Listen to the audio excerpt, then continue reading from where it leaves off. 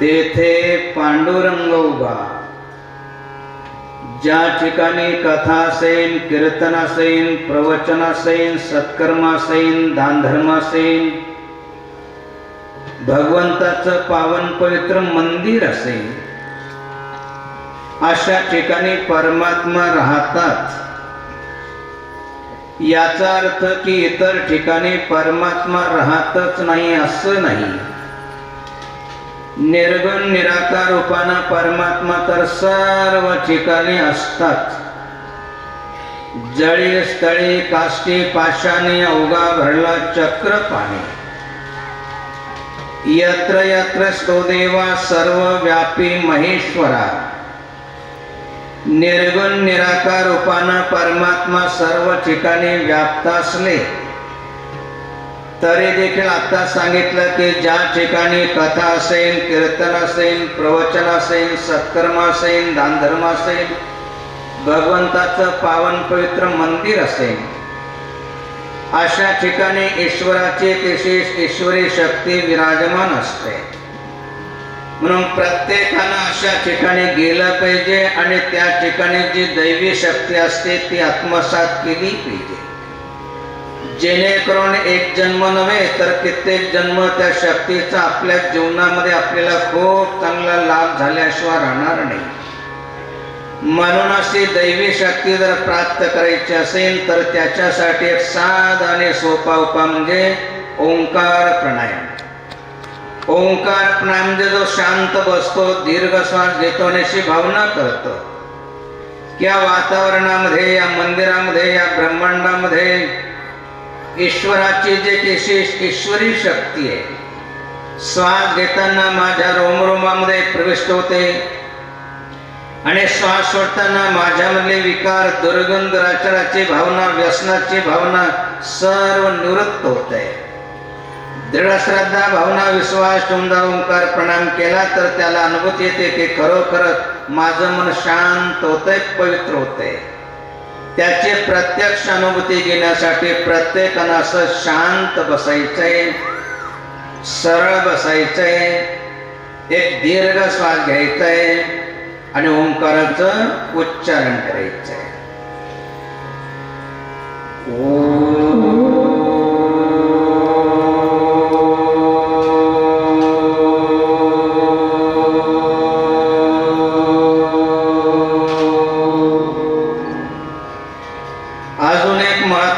दिव्य सिद्धांत किंवा विचार प्रत्येकानं लक्षपूर्वक ऐकायचं आणि मृत्यूच्या शेवटच्या क्षणापर्यंत लक्षात ठेवायचं आहे की जोपर्यंत आपण जिवंत आहात तोपर्यंत सुखानं, समाधानानं, शांततेनं जीवन जगायचं असेल, दुसऱ्याला देखील सुखा समाधानानं, शांततेनं जीवन जगू द्यायचं असेल, मृत्यूनंतर सद्गतीला जायचं असेल, दुर्गतीला म्हणजे पशुच्या, पक्षाच्या, वृक्षाच्या, जीवजंतूच्या गतीला जायचं नसेल तर त्याच्यासाठी आपलं धन, तन, मन आणि वाणी पवित्र केली पाहिजे.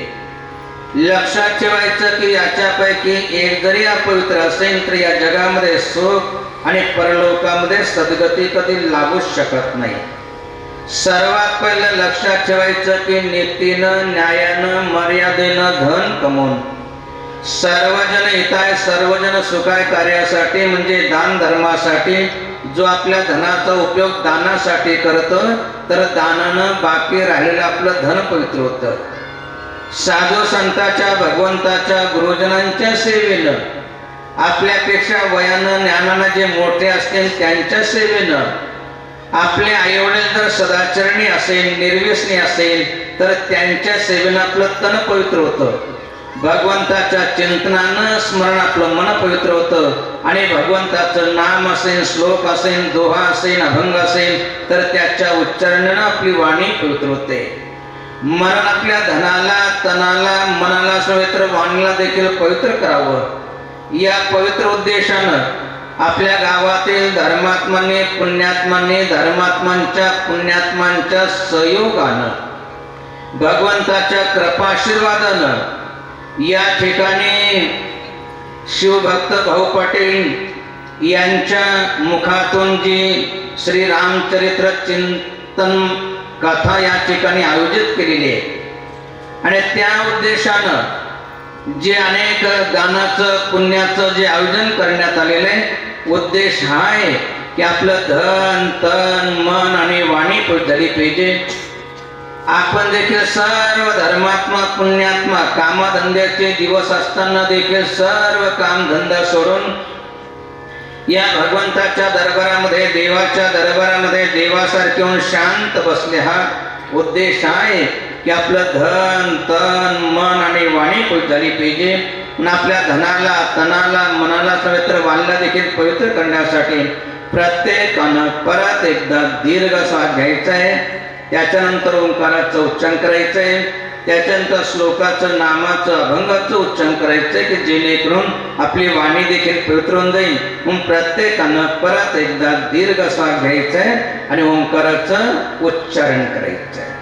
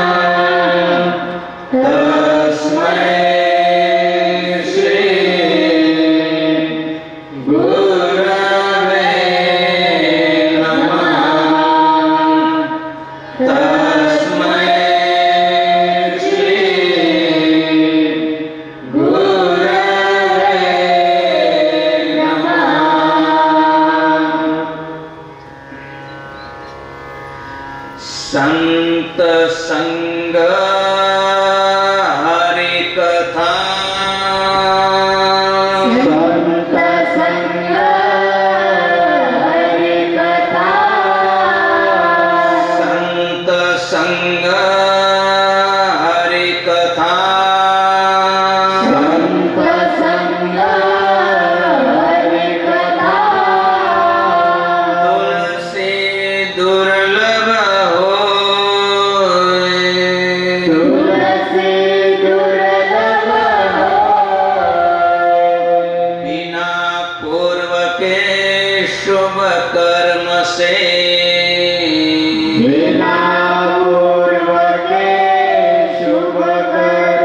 से नहीं प्राप्त होय।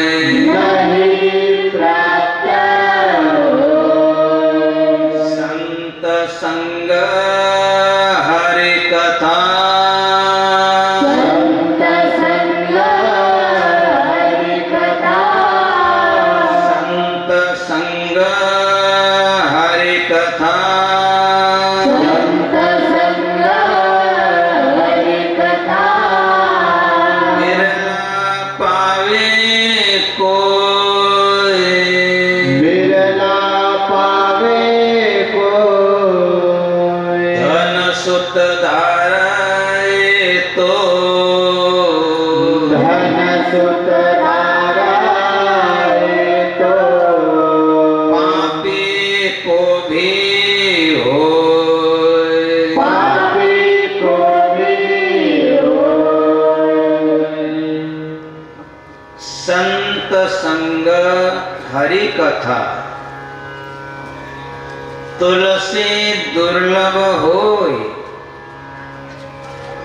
बिना पूर्व के शुभ कर्म से नहीं प्राप्त होय।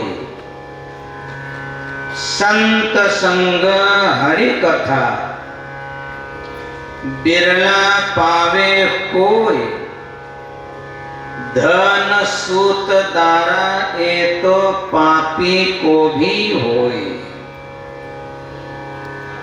संत तुलसीदास महाराजांचे हे दोन विचार समजून घेण्याच्या पूर्वी तुलसीदास महाराजांचं जीवनचरित्र आपल्या सर्वांना माहीत असेल,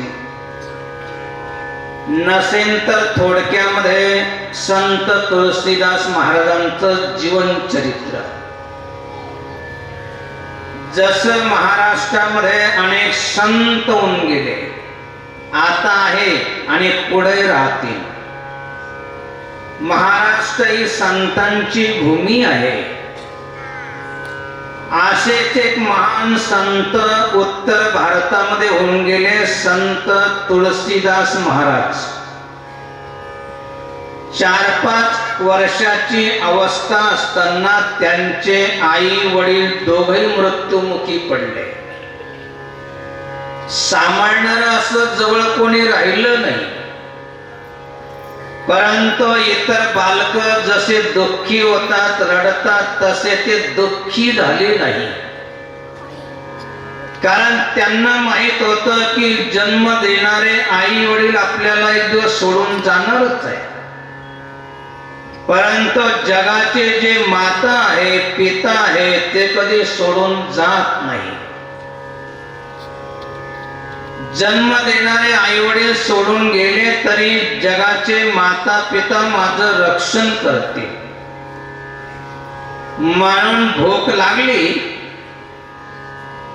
की आवाज द्यायची, आई मला भूक लागली. आणि माता पार्वती यायची आणि त्या तुलसीदास महाराजांना जीव घालायचे. तारुण्य अवस्था प्राप्त झाल्यानंतर भगवान रामाची, लक्ष्मणाची, सीतेची सेवा रमली.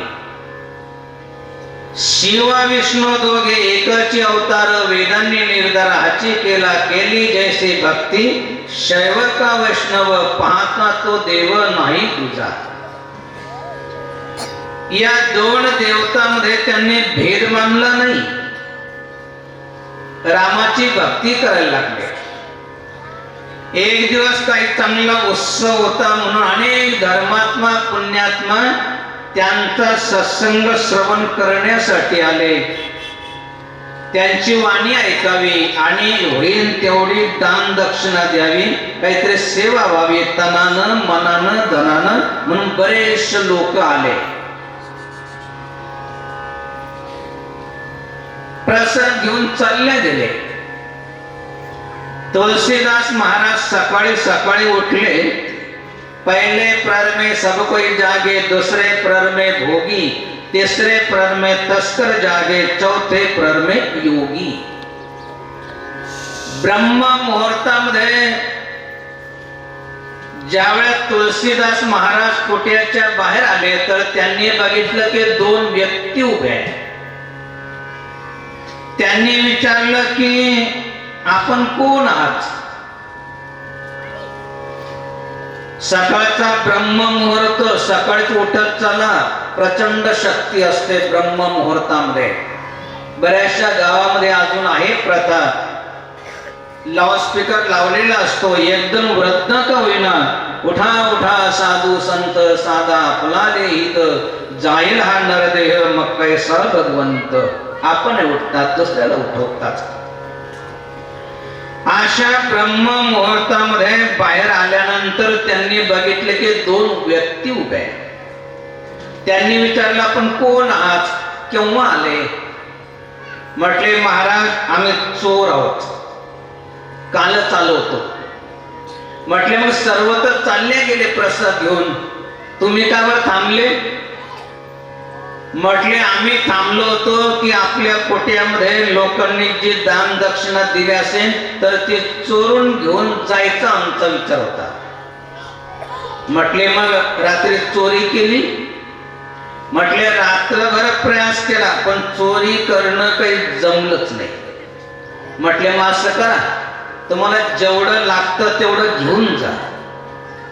म्हटले आता घ्यायची तर इच्छा राहिली नाही, परंतु आयुष्यामध्ये कधी चोरी करण्याची देखील इच्छा राहिली नाही. म्हटले कमालच आहे. रात्रभर जागले, चोरी करण्याचा प्रयास केला, चोरी करणं जमलं नाही म्हणतात, आणि आता म्हणतो की जे लागतं ते घेऊन जातं म्हणतात की आम्हाला आता घेण्याची ती इच्छा राहिली नाही, आयुष्यामध्ये कधी चोरी करण्याची इच्छा राहिली नाही, मग थांबले कशासाठी? म्हटले महाराज थांबलो याच्यासाठी की आपले जे दोन नौकर आहे ना त्यांना जरा जवळून पाहण्याची इच्छा आहे. तुलसीदास महाराज म्हटले माझे नौकर, मला पुढे नौकर आले, नौकराचं मला काय काम आहे? म्हटले नाही महाराज, आम्ही पुष्कळ ठिकाणी चोऱ्या केल्या, पुष्कळ नौकर बघितले, पण असे नौकर आम्हाला कधी आयुष्यामध्ये भेटले नाही. रात्रभर आपल्या कुटियाला प्रदक्षिणा करत होते, समोर आले की प्रणाम करायचे, रात्रभर त्यांचा क्रम चालू होता. तुलसीदास महाराज विचार करायला लागले, माझ्याजवळ तर नौकर नाही, हे म्हणतात नौकर रात्रभर कुट्याचा प्रहारा करत होते. म्हटले त्यांचं काही लक्षण सांगते का? म्हटले हो, एक श्याम वर्णी होते आणि एक गौर वर्णी होते, आणि दोघांच्याही हातामध्ये धनुष्य बाण होते. तुलसीदास महाराजांनी जाणलं हे तर राम लक्ष्मण होते. राम लक्ष्मणाला माझ्या कोट्याचं रक्षण करावं लागावं, हे कोट्या काय कामाची, ती कोट्या सोडून दिली आणि एका झाडाखाली ते भगवंताचं चिंतन स्मरण करत बसले. सांगायचं तात्पर्य, बाल अवस्थेमध्ये माता पार्वतीनं ज्यांचं संगोपन केलं, तारुण्य अवस्थेमध्ये राम लक्ष्मणानं ज्यांच्या कोट्याचं रक्षण केलं, असे महान साक्षात्कारी संत तुलसीदास महाराज म्हणतात की संत संग हरिकथा तुलसी दुर्लभ होय. दोन गोष्टी या जगामध्ये दुर्लभ आहे, एक संताची संगत आणि दुसरी संताच्या मुखानं भगवंताची कथा श्रवण करण्याचं भाग्य प्राप्त होणं. बिना पूर्वके शुभ कर्म से नाही प्राप्त होय. पूर्वजन्माचं जर प्रारब्ध नसेल, संचित नसेल, संताचं सानिध्य मिळणार नाही, कथा ऐकायला मिळणार नाही, बाकी सर्व मिळेल. काय मिळेल? संत संग हरिकथा बिरला पावे कोय, धन सूत दार येतो पापी को भी होय. पाप्याकडे देखील पुष्कळ धन संपत्ती असते, मुलं असतात, एक नव्हे तर अनेक पत्नी असतात, पाप्याला हे सर्व मिळू शकतं, परंतु दोन गोष्टी मिळू शकत नाही. कोणत्या? संताची संगत आणि संताच्या मुखानं भगवंताची कथा श्रवण करण्याचं भाग्य त्याला प्राप्त होत नाही. रावणाजवळ सर्व काही होतं, 7 घरे शुद्ध कांचनाची, खूप त्याच्याजवळ संपत्ती होती, परंतु दोनच गोष्टीची कमतरता रावणाच्या जीवनामध्ये होती. एक संताची संगत आणि दुसरं संताच्या मुखानं कथा श्रवण करण्याचा योग. किंवा नारद मुनी गेले होते, समजावून सांगितलं होतं रावणाला, परंतु नारद मुनीचं रावणानं ऐकलं नाही आणि कशी दुर्दशा झाली हे आपल्या सर्वांना माहित आहे. सांगायचं तात्पर्य, तसे तर भगवान शिवाचे भक्त होता रावण, परंतु दोन गोष्टीची कमतरता होती. संतांचं सानिध्य नव्हतं आणि भगवंताची कथा नव्हती. म्हणून संत संग हरिकथा तुलसी दुर्लभ होय, बिना पूर्वके शुभ कर्मसे नाही प्राप्त होय. पूर्वीचं प्रारब्ध असल्याशिवाय संत मिळणार नाही. त्यांच्या मुखानं कथा ऐकायला करोडो जन्माची आपल्या व्यथा निवृत्त होणार नाही. म्हणून संत मिळाले पाहिजे, त्यांच्या मुखानं कथा श्रवण करायला मिळाले पाहिजे. असं वाटत असेल तर त्याच्यासाठी ईश्वराची कृपा झाली पाहिजे आणि ईश्वराच्या कृपा होण्यासाठी रात्रंदिवस भगवंताचं चिंतन स्मरण केलं पाहिजे. म्हणून या ठिकाणी आपल्या गावामध्ये धर्मात्मांनी पुण्यात्मांनी अयोध्येमध्ये जे मंदिर जवळजवळ 500 वर्ष जो संघर्ष झाला, अनेकांनी आपल्या प्राणाची आहुती दिली, अशा प्रकारे ते राम मंदिर त्या ठिकाणी बांधून त्या ठिकाणी भगवान रामाची प्राणप्रतिष्ठा करण्यात आली. कशासाठी करण्यात आली हे प्रत्येक घराघरामध्ये, प्रत्येक मनामनामध्ये तो संदेश पोहोचला पाहिजे आणि चिंता काळजी सोडून आपण भगवंताचं चिंतन केलं पाहिजे. म्हणून हे राम चिंतन कथा या ठिकाणी आयोजित करण्यात आलेली आहे आणि त्या निमित्तानं या ठिकाणी जेही कार्यक्रमाचं आयोजन करण्यात आले, या ठिकाणी आपणही आले आहात तर काय करा की थोडंसं भगवंताचं चिंतन करा, स्मरण करा, भजन करा. श्री राम जय राम, जय जय राम. श्री राम जय राम, जय जय राम. श्री राम जय राम, जय जय राम. श्री राम जय राम, जय जय राम. श्री राम जय राम, जय जय राम.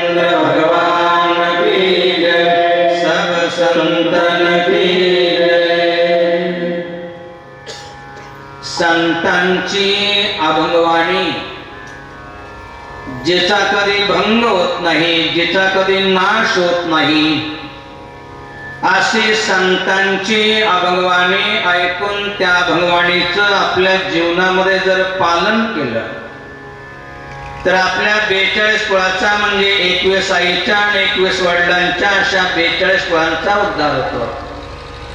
संतांची अभंगवाणी केवळ आपल्या वाचेनं उच्चारली तर आपली वाणी पवित्र होते.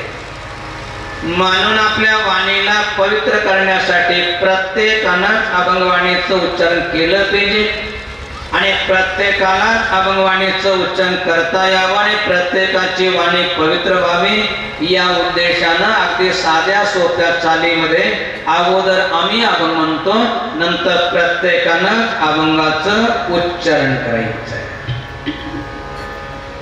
माया जाळ नासे या नामे करणी,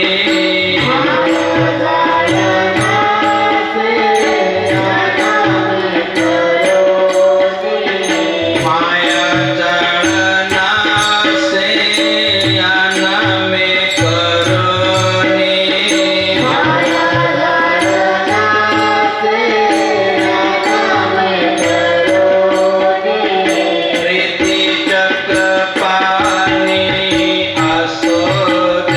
नासे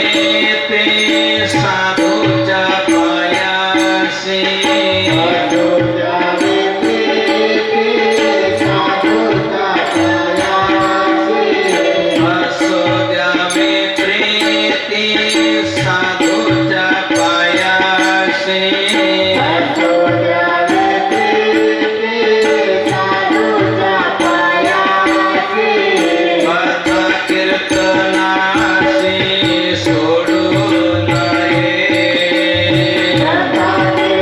असो द्यावी प्रीती साधूच्या पायासी, कथा कीर्तनासी सोडू नये, सोडू नये पुराण श्रवण कीर्तन, सोडू नये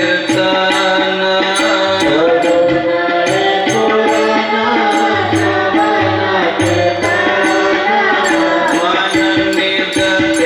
मन निज ध्यास साक्षात्कार,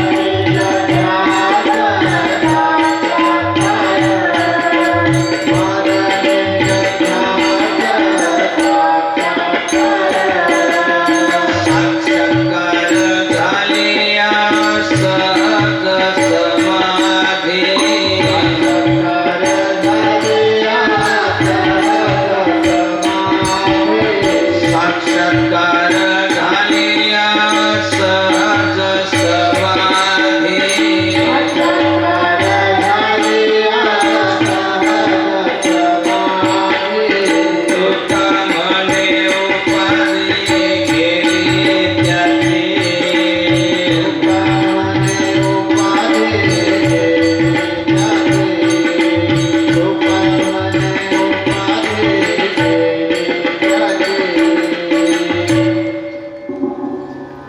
माया जाळ नासे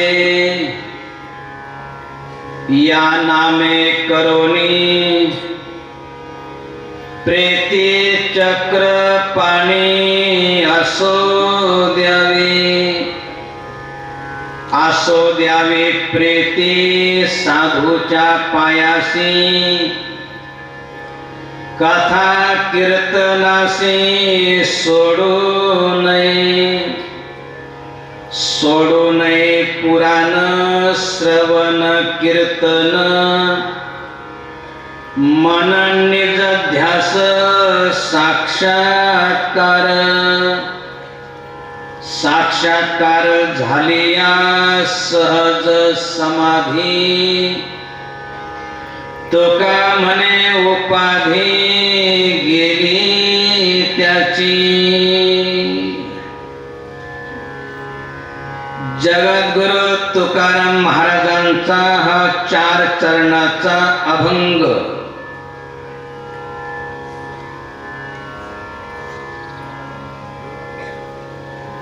या अभंगामध्ये मायाजाळाचा नाश करण्यासाठी काय केलं पाहिजे याचा उपाय क्रमबद्ध या अभंगामध्ये सांगितलेला आहे. हा जो अभंग जोपर्यंत जगद्गुरु तुकाराम महाराज होते तोपर्यंत त्यांनी सांगितला नाही. मायेच्या संदर्भात तुकाराम महाराज जोपर्यंत या जगामध्ये होते म्हणजे वैकुंठ गमन जोपर्यंत केलं नव्हतं तोपर्यंत एक अभंग त्यांचा कदाचित तो आपणही ऐकला असेल. गुरुदेव बाबांच्या सानिध्यात सर्वात पहिला आमचा अभंग न पाठ करता देखील सहज पाठ झाला असेल तर तो म्हणजे जगद्गुरु तुकाराम महाराजांचा अभंग. पंचवटी कॉलेजला ज्यावेळेस आम्ही शिकवत होतो गुरुदेवांच्या आश्रमामध्ये तपोवनामध्ये बाबांचा जो आश्रम आहे त्या आश्रमामध्ये राहत होतो त्यावेळेस मायेच्या संदर्भात त्यांच्या मुखानं एक अभंग ऐकला होता आणि न पाठ करता देखील तो अगदी सहज पाठ झाला. आणि तो अभंग ऐकल्यानंतर जणू काय आमची झोपच उडून गेली. रात्रंदिवस त्या अभंगाच्या चरण नेहमी रात्रंदिवस डोक्यामध्ये जणू काय कोणी सांगतंय असं वाटायचं. कोणता अभंग? नको नको मना गुंतो माया जाळे, नको नको मना गुंतो माया जाळे, नको नको मना गुंतो माया जाळे,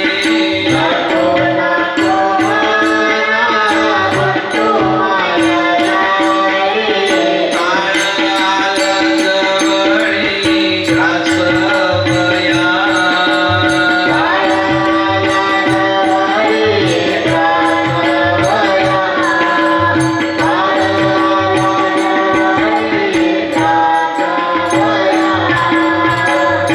अगदी त्याचा अर्थ खूप समजून सांगितला गुरुदेवांनी असे नाही. परंतु हा अभंग ऐकल्यानंतर आता सांगितलं की सहज पाठ होऊन गेला कारण तो रात्रंदिवस मनामध्ये जणू काय घर करून बसला होता. नको नको मना गुंतो माया जाळी, काळ आला जवळी ग्रास वया, काळाची ही उडी पडेल बा जेव्हा, सोडविना तेव्हा माय बाप, सोडविना बंधू पाटीची बहीण, सेजेची कामीन दूर राहील, सोडविना राजा देशाचा चौधरी, अनेक सोयरी भली भली कोणी सोडू शकणार नाही. नेहमी ध्यास असायचा की या माया जाळाच्या तावडीतून जर आई सोडू शकत नाही, बाप सोडू शकत नाही, बहीण सोडू शकत नाही, भाऊ सोडू शकत नाही, सोडविना राजा देशाचा चौधरी, अनेक सोयरी भली भली. किती मोठे मोठे सोयरे असेल तरी परंतु या काळाच्या तावडीतून माया जाळापासून आपल्याला कोणी सोडू शकणार नाही. आता या मायाजाळाचा नाश कसा करायचा एकतर त्या माया जाळापासून आपल्याला सोडवणारा भेटला पाहिजे. तुका म्हणे तुझं सोडविना कोणी, एका चक्र पाणी वचून या. भगवंताशिवाय कोणी सोडू शकणार नाही. मग तो भगवंत प्राप्तीचा मार्ग आपल्याला कोण दाखवेल, कसा मिळेल तो मार्ग, काय साधना करावी लागेल. याच्यासाठी रात्रंदिवस मनामध्ये तळमळ असायची. एक तर हे जो माया जाळ आहे, जाळ आपल्याला माया जाळ कळतं आपल्याला. जसं सशाचं जाळ, कोळ्याचं जाळ, धिवराचं जाळ, ज्यानं ते जाळ पसरलं त्या जाळ्यामध्ये जोही अडकतो, ज्यानं ते पसरलेला असेल तो त्याला खाऊन घेतो. तसं काळानं हे जाळ पसरलेलं आहे, माया जाळ. एक तर या माया जाळापासून आपण सुटलं पाहिजे, किंवा या माया जाळाचा नाश तरी केला पाहिजे. कारण ही माया जाळ बांधते ना. माया का भ्रमया कहे, अधर्म को धर्म, ज्ञानी जन को य कहे, आपण समजे मर्म. ही माया मोठी कठीण आहे. माया मरी न मन मरा, मर मर गए शरीर, आशा तृष्णा न मरी, कहे गए दास कबीर. ही माया मोठी कठीण आहे. या माया जाळापासून एकतर सुटलं पाहिजे, सोडवणारा कोणीतरी मिळालं पाहिजे. इस माया के भंवर से विरला निकले कोई, या करुणा करता की या सत्संगती होय, संताची संगत पाहिजे. म्हणून अनंत प्रश्न मनामध्ये असायचे की या माया जाळापासून आपण कसं सुटू, या माया जाळाचा नाश कसा करू. आणि त्याच्यानंतर जगद्गुरु तुकाराम महाराजांनी वैकुंठाहून जे 12 अभंग पाठवले, या जगामध्ये ते तोपर्यंत नाही, तोपर्यंत ते आयुष्यभर उपदेश केला. नको नको मना गुंतू माया जाळी, काळ आला जवळी ग्रास वया, काळाची एवढी पडेल जेव्हा सोडविना तेव्हा माया बाप कोणी सोडू शकणार नाही. मग या मायाजाळाचा नाश कसा करायचा. कदाचित जगद्गुरु तुकाराम, कारण या जगामध्ये जेवढे संत आहे त्या सर्व संतांमध्ये जगद्गुरु तुकाराम महाराज असे संत आहे की जे सरदेव वैकुंठाला गेले, सर्वांची मान्यता आहे. वैकुंठाला गेल्यानंतर देखील जगद्गुरु तुकाराम महाराजांची जी गाथा आहे तसं तर त्याच्यामध्ये कसल्या प्रकारची कमतरता नाही. सर्व प्रश्नाचे उत्तर त्या गाथेमध्ये आहे. असं असताना देखील 12 अभंग पाठवले. त्या 12 अभंगापैकी हा एक अभंग कोणता. माया जाळ नासे या नामे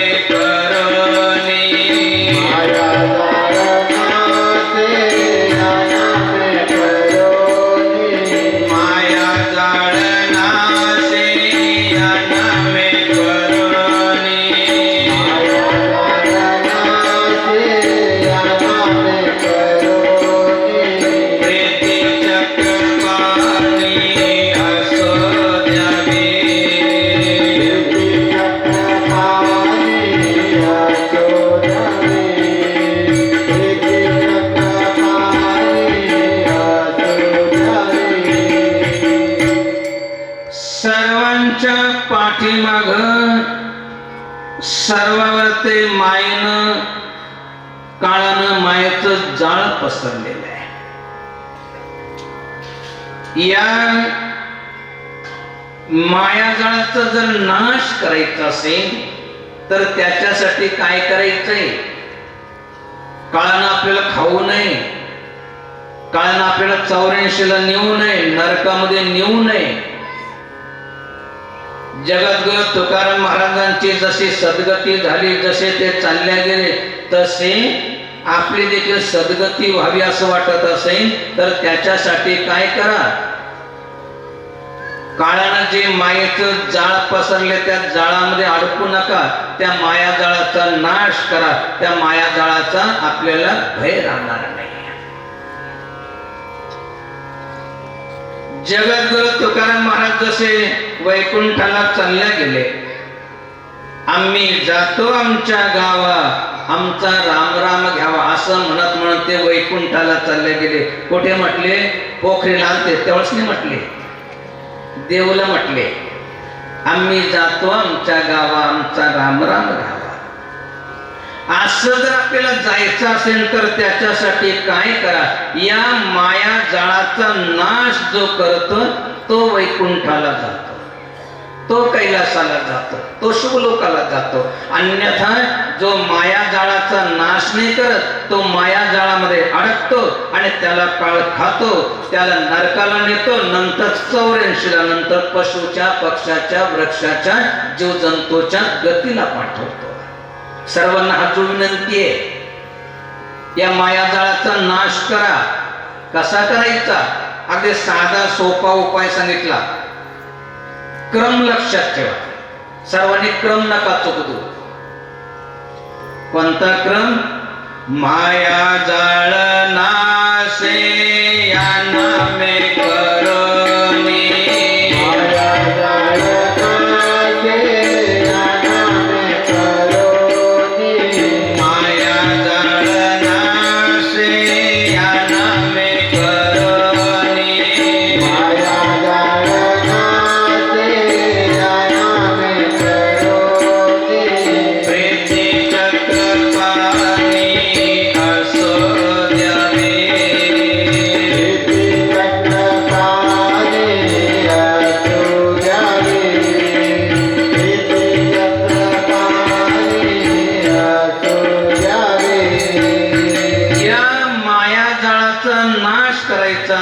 तर त्याच्यासाठी भगवंताचं नाम घ्या. माया जाळ नाशे या नामे करुणी. भगवंताच्या नामानं माया जाळाचा नाश होतो. आणि भगवंताचं नाम मुखामध्ये यावं असं वाटत असेल तर त्याच्यासाठी प्रीती चक्र पाणी असू द्यावी. भगवंताबद्दल प्रेम पाहिजे. जर भगवंताबद्दल प्रेम नसेल तर आपल्या मुखामध्ये भगवंताचं नाम येऊ शकत नाही. भगवंताबद्दल जोपर्यंत प्रेम निर्माण होणार नाही तोपर्यंत भगवंताचं नाम येणार नाही. जसे काही काही असतात ना, जो आपला वैरी आहे, ज्याच्याशी आपलं भांडणं झालेलं आहे, जो आपलं नेहमी द्वेष करतो, त्याचं जर कोणी नाव घेतलं तो म्हणतो, त्याचं नाव नको काढू माझ्या. का बरं नको काढू? कारण त्याच्याबद्दल त्याला प्रेम नाही. भगवंताचं नाम केव्हा येईल? ज्यावेळेस भगवंताबद्दल आपल्या मनामध्ये प्रेम येईल. ज्यांच्याबद्दल आपल्याला प्रेम आहे त्यांचं नाव कोणी काढलं तर आनंद वाटतो. आपले गुरु असेल, आपली आई असेल, आपले वडील असेल, जर कोणी नाव काढलं की भाऊ तुझी जी आई होती ना खूप चांगली होती, तुझे वडील ना खूप चांगले होते, वडिलाचं नाव आईचं नाव काढलं तर आनंद वाटतो. पण जो आपला द्वेष करतो नेहमी त्याचं नाव जरी आलं तो त्याचं नाव नको घेऊ माझं. भगवंताचं माया जाळाचा नाश करायचा असेल तर त्याच्यासाठी आपल्या मुखामध्ये क्रम लक्षात ठेवा, तो विसरू नका. भगवंताचं माया जाळाचा नाश करायचा असेल तर त्याच्यासाठी भगवंताचं नाम घ्या रात्रंदिवस. माला श्वास श्वास के भगत जगत के बीच, जो फेरे सो गुरुमुखी ना फेरे सो नीच. रात्रंदिवस भगवंताचं नाम घ्या. आणि भगवंताचं रात्रंदिवस भगवंताचं नाम घ्यायचं असेल तर त्याच्यासाठी भगवंताबद्दल प्रेम पाहिजे. आता भगवंताबद्दल प्रेम जर आपल्याला पाहिजे असेल तर त्याच्यासाठी काय करायचं क्रम लक्षात ठेवा. त्याच्यासाठी दुसऱ्या चरणामध्ये सांगतात, असो द्यावे प्रेते साधूच्या पायासी, असो द्यावे प्रेते साधूच्या पायासी, असो द्यावे प्रेते साधूच्या पायासी,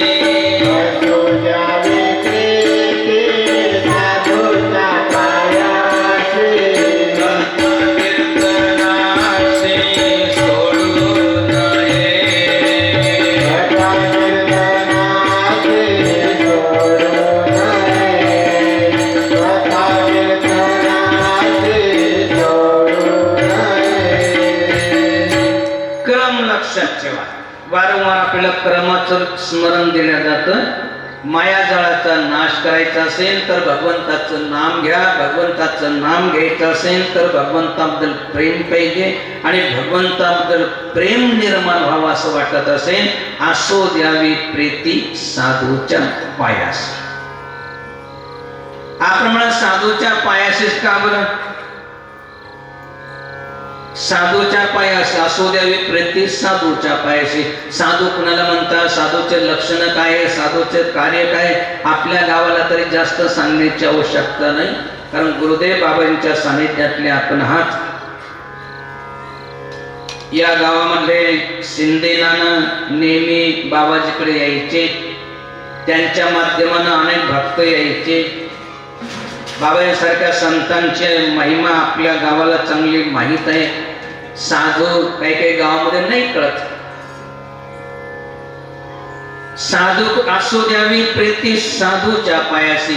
थोडक्यात जर सांगायचं म्हटलं, साधू म्हणजे साधू. काम, क्रोध, लोभ, मोह, मदमत्सर धुवून टाकले ते साधू आहे. आणि हे सान धोता केवळ साधूंचा वेश परिधान केला असेल त्यांना म्हणतात साधू. साधू म्हणजे संधी साधू. जसं लक्ष्मणानं अगदी हात जोडून सीता मातेला विनंती केली होती की माता कसल्या प्रकारचा प्रसंग आला ना तरी देखील ही रेषा ओलांडून बाहेर जायचं नाही, तरी देखील भिक्षाम देही असा आवाज ऐकला आणि माता सीता ती रेषा ओलांडून बाहेर गेली. आणि काय झालं सर्वांना माहित आहे. बर, लक्ष्मण रेषा ओलांडून का गेली? रावण आलेला आहे, राक्षस आलेला आहे म्हणून नाही, साधू आलेला आहे. पण तो काही साधू नव्हता, तो तर संधी साधू होता. राम लक्ष्मण कुट्यामध्ये नाही, ही संधी साधली आणि माता सीतेला उचलून घेऊन तो चालला गेला. सांगायचं तात्पर्य की असे 6 जणांनी धुवून टाकलेले असो द्यावे प्रीती साधूच्या पायाशी. असो द्यावे प्रीती साधूच्या पायाशी. असो द्यावे प्रीती साधूच्या पायाशी. असो द्यावे प्रीती साधूच्या पायाशी. कथा कीर्तनाशी सोडू नये. कथा कीर्तनाची सोडू नये. कथा कीर्तनाची सोडू नये.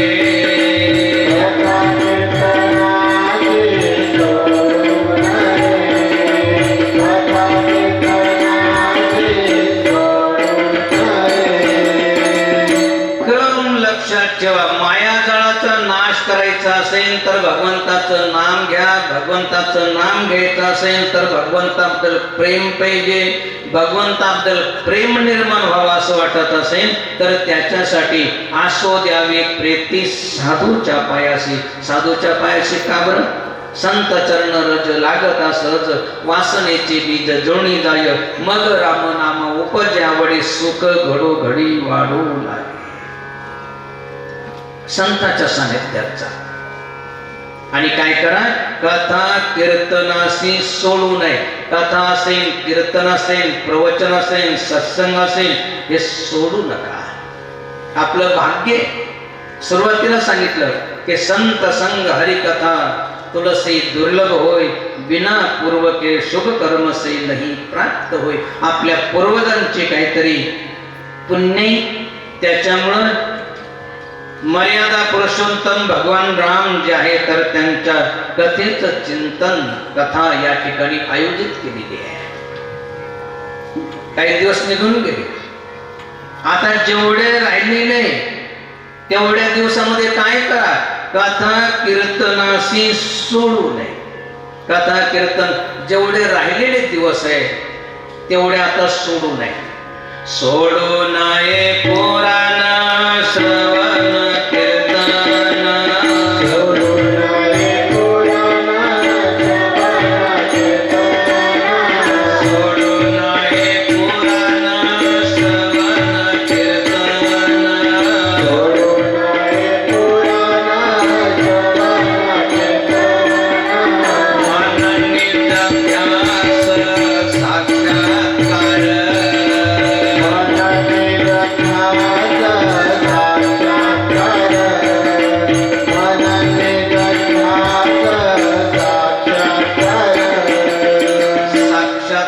साक्षात्कार झालिया सहज समाधी साक्षात्कार झालिया सहज समाधी साक्षात्कार झालिया सहज समाधी साक्षात्कार झालिया सहज समाधी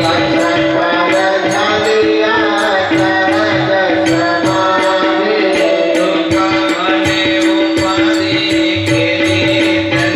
केली त्यांनी लोकांमध्ये उपाधी केली त्यांनी लोकांमध्ये उपाधी केली त्यांनी सोडू नये पुराण श्रवण कीर्तन मनन निध्यास साक्षात्कार आणि साक्षात्कार झालिया सहज समाधी आणि तुका म्हणे उपाधी गेली त्यांची. समाधी प्राप्त करणं एवढं सोपं नाहीये. कॉलेजच्या जीवनानंतर ज्यावेळेस आम्ही हिमाचल प्रदेश, हिमालयामध्ये, नेपाळमध्ये, तिबेटमध्ये, चीनमध्ये ज्या गुफेमध्ये राहिलो त्या ठिकाणी किती त्रास असतो याची अनुभूती, याची प्रचिती आपल्याला नसते. परंतु आपल्याला समाधी प्राप्त करायची असेल योगाच्या मार्गाने यम, नियम, आसन, प्राणायाम, प्रत्याहार, धारणा, ध्यान आणि शेवटी समाधी एवढी सोपी नाहीये. परंतु जगद्गुरु तुकाराम महाराज म्हणतात हा जो क्रम कोणी आपल्या जीवनामध्ये आचरत असेल तर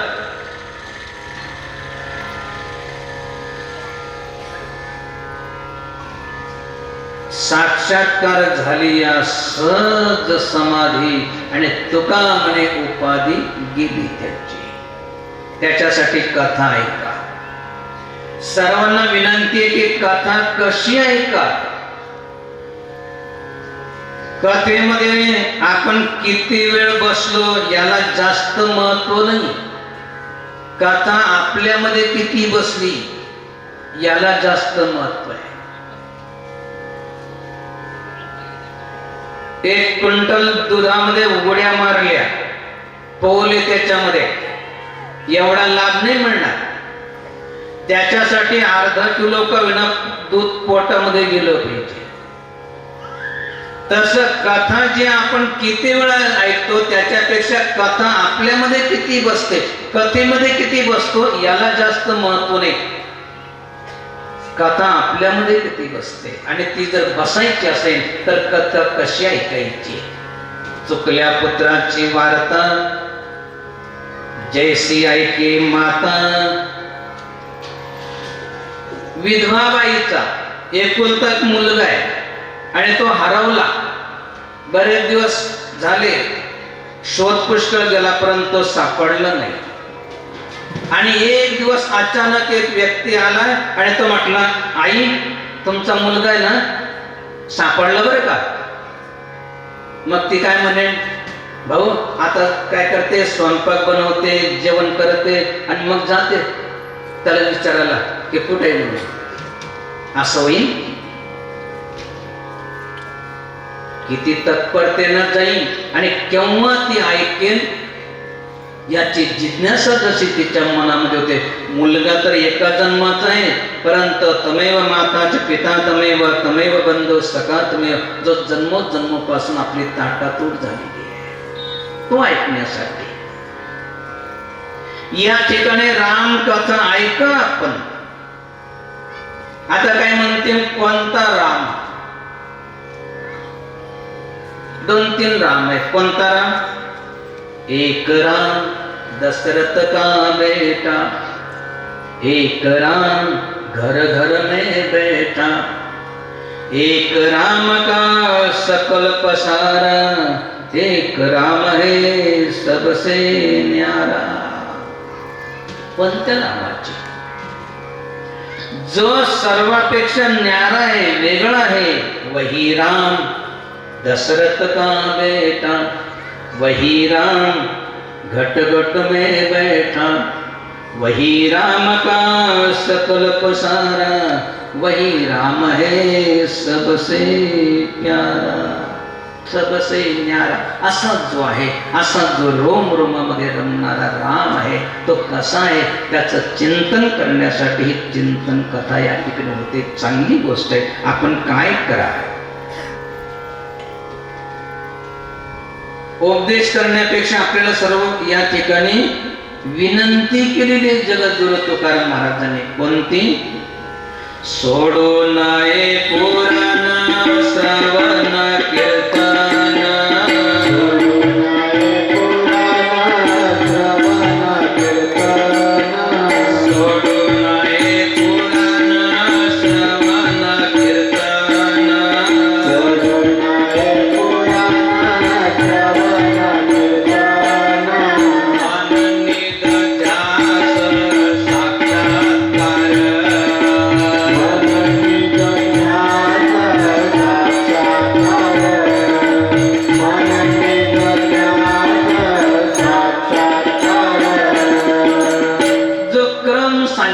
जो नियम सांगितला कोणता?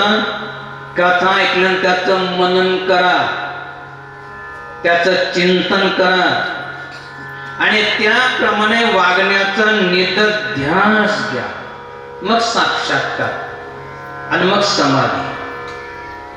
आता तसं नाही झालं, निधध्यास नाही घेतला गेला, मनन नाही झालं, तरी परंतु कथा ऐकल्यानंतर ती व्यर्थ जाणार नाही, एवढं मात्र निश्चित. कथा श्रवण करा.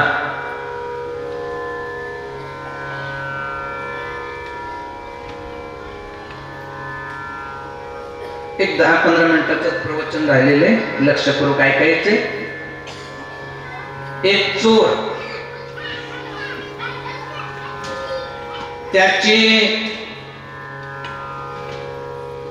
त्याचा अंतिम क्षण जवळ आला, म्हणजे मरायची वेळ आली.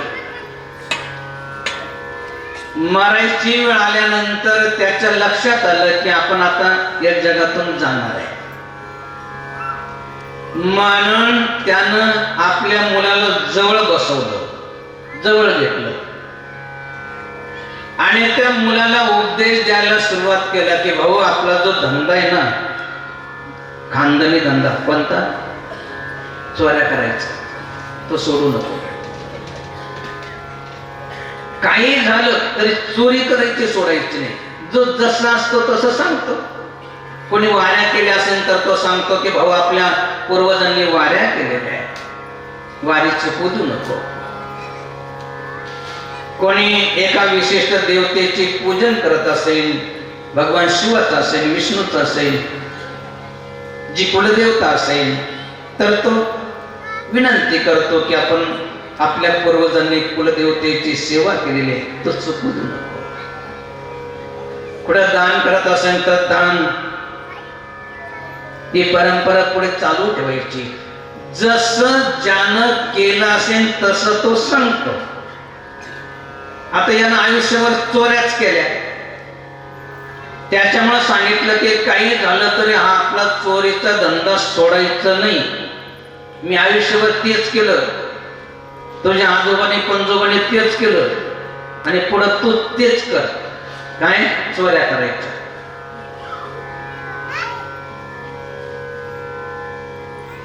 असं सांगून तो चोर चालला गेला, म्हणजे त्याचा मृत्यू झाला.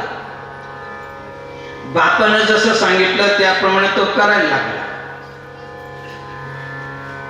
एक दिवस अमावास्याची रात्र, कारण चोरी केव्हा करतात लोक? पहिले प्रहर में सर्व कोई जागे, 6 ते 9 वाजेपर्यंत सर्व जागे असतात. दुसरे प्रहर में भोगी, तिसरे प्रहर में तस्कर जागे, 12 ते 3 वाजेपर्यंत चोर लोक जागे असतात. आणि ज्यावेळेस सर्व झोपून जातात, चौथे प्रहर में योगी, धर्मात्मा पुण्यात्मा उठतात. तर अमावास्याची रात्र त्यानं विचार केला की आपल्याला आता चोरी करायला जायचंय, कारण ते काय उजेडात थोडं जातात, अंधारातच जातात. त्या गावाला जसे पूर्वीच्या बऱ्याचशा गावाला कोट असायचे आणि वेशीमध्येच फक्त एक बाहेर जाण्याचं साधन असायचं, दरवाजा असायचा आणि तिथं जवळ एखादं मंदिर असायचं.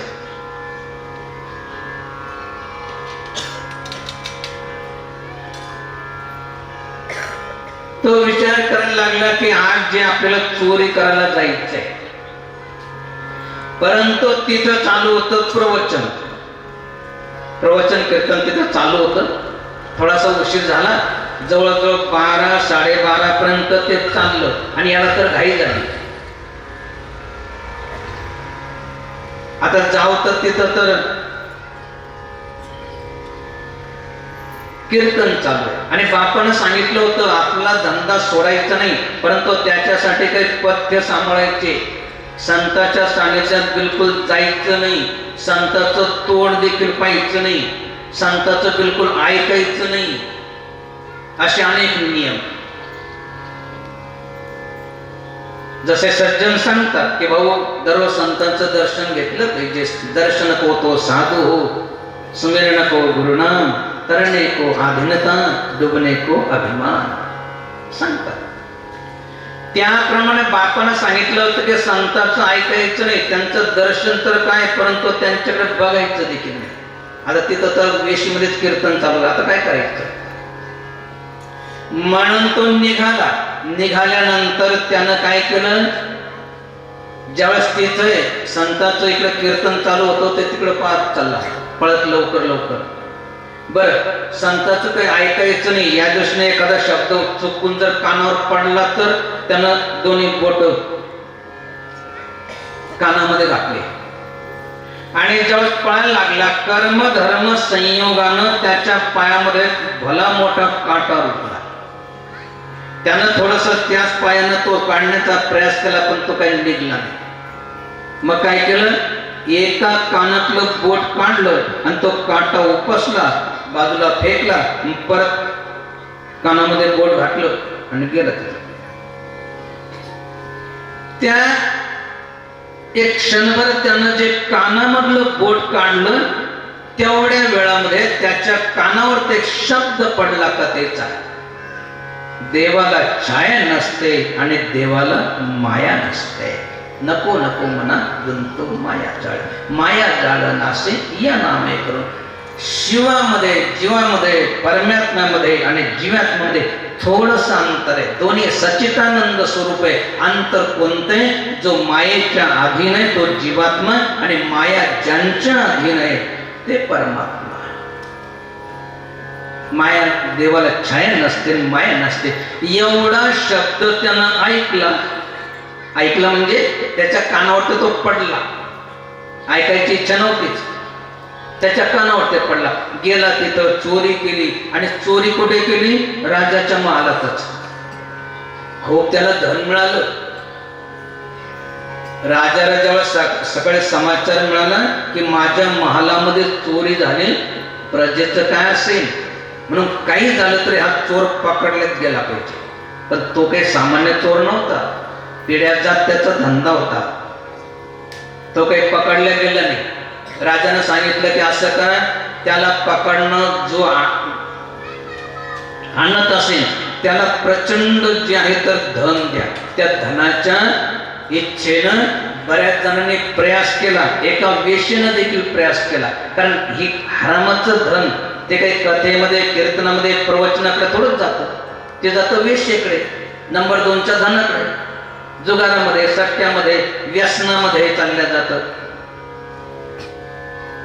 एका वेश्येला संशय आला की तो चोर असायला पाहिजे, म्हणून त्या वेश्येनं देवीचं रूप घेतलं आणि गेली तिथं. गेल्यानंतर त्या चोरानं देवी आली म्हणून तिचं दर्शन घेतलं. तिनं आशीर्वाद दिला. म्हटली, भक्ता, अरे माझ्या कृपेनं तुला एवढं घबाड मिळालं आणि माझ्यासाठी तू काहीच नाही केलं. म्हटली, आई, थोडासा शोध चालू आहे अजून, आणि तेवढं झाला का करेल तुझ्यासाठी. तिची पक्की खात्री झाली की हा चोर आहे. पहिला संशय होता, आता पक्की खात्री झाली आणि चटकन तिथून निघणार तेवढ्यामध्ये तिची खाली सावली पडली आणि सावली पडल्यानंतर त्याला त्या संताचं वचन आठवलं की देवाला छाया नसते आणि देवाला माया नसते, याची सावली पडली याचा अर्थ ही देवी नाही. त्यानं चटकन तिचा हात धरला, खंजीर काढला, म्हणजे कोण येतो? ते कबूल झाले की म्हणलं मी वेश आहे, मी काही देवी नाही. म्हटलं आली कशासाठी होती? म्हणजे शोध लावण्यासाठी. म्हटलं आता ठीक आहे, शोध लागला ना? म्हटलं हो. म्हटलं इथे चुपचाप बैस ना तर तुझं जीवनच संपेल. जो एक प्रयास होता तोही संपला. राजानं दुसरी घोषणा केली की जो चोर आहे त्यानं यावं, कबूल करावं, त्याला अर्ध राज्य देण्यात येईल आणि माझ्या मुलीशी त्याचं लग्न करून देईल. त्याच्याकडे मुद्देमाल तर सर्व होता. त्यानं काही मुद्देमाल घेतला, गेला तिथे. म्हटलं बघा हे चोरलेलं आहे तुमच्याकडून, मी चोर आहे. राजा म्हटलं ठीक आहे, आता माझ्या मुलीशी लग्न कर आणि अर्ध राज्य दे. म्हटले कुठे तुमची मुलगी? म्हटले त्या मुलीला जवळ बसलो. प्रभू रघुकुल रीती सदाचारी आई, प्राण जाई परी बचन न जाई, असा तो राजा होता. ती मुलगी आल्यानंतर चटकन त्यानं तिचं दर्शन घेतलं.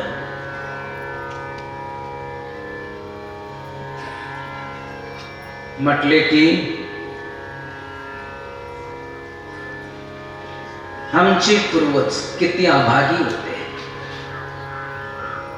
हे फक्त हे सांगत होते की चोरी करायची आणि चोरी जर केली तर पकडल्या जायचं नाही, कारण राजा फासावरती चढवतो. परंतु आज मला फासावरती नाही चढवत, तर आज अर्ध राज्य द्यायला तयार झाला, आपल्या मुलीशी लग्न लावून द्यायला तयार झाला. याचं कारण काय? याचं कारण हे आहे की संताचा नकळत एक शब्द माझ्या कानावर ते पडला. देवाला छाया नसते आणि माया नसते. त्या एका शब्दानं माझा मृत्यू टळला, अन्यथा आज मला फासावरती चढवण्याला लागलं असतं. आज अर्ध राज्य मिळतंय आणि खरोखरच मी संताच्या सानिध्यात गेलो, लक्षपूर्वक कथा ऐकली तर करोडो जन्माची व्यथा माझी निवृत्त का होणार नाही, म्हणून त्यानं ते सर्व सोडून दिलं. आणि अशा प्रकारे भगवंताची करून कथा कीर्तन ऐकून तो मुक्त झाला. सांगायचं तात्पर्य की आपण देखील काय करा, अगदी श्रवण मनन निदध्यासन नाही झालं तरी परंतु थोडीशी का होईना, जसं भगवान श्रीकृष्ण म्हणतात की स्वल्पमशी धर्मस्य त्रायतो महतो भयात. थोडं जरी आपण दान केलं, थोडं जरी पुण्य केलं, थोडं जरी सत्कर्म केलं, थोडी जरी कथा ऐकली तर ती वायाला जाणार नाही. म्हणून आपण काय करा, या माया जाळापासून मुक्त व्हायचं असेल तर क्रम माया जाळ नासे या नामे करोनी, माया नासे या नामे करोनी, माया जाळ नासे या नामे करोनी, माया नासे या नामे करोनी, प्रीती चक्रपाणी असो द्यावे,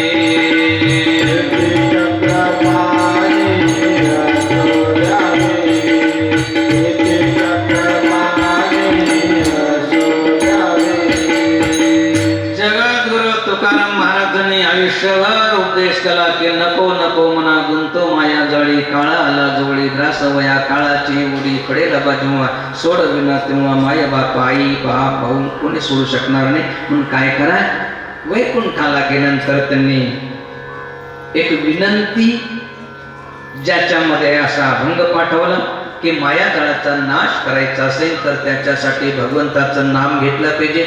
भगवंताचं नाम घ्यायचं असेल तर त्याच्यासाठी भगवंताबद्दल प्रेम पाहिजे. भगवंताबद्दल प्रेम निर्माण व्हावं असं वाटत असेल तर असो द्यावी प्रीती साधूच्या पायाशी आणि कथा कीर्तनाशी सोडू नये. सोडू नये पुराण श्रवण कीर्तन मनन निदध्यासन साक्षात्कार. साक्षात्कार झाली या सहज समाधी आणि तुका म्हणे उपाधी गेली त्याची, सर्व उपाधीपासून निवृत्त होईल.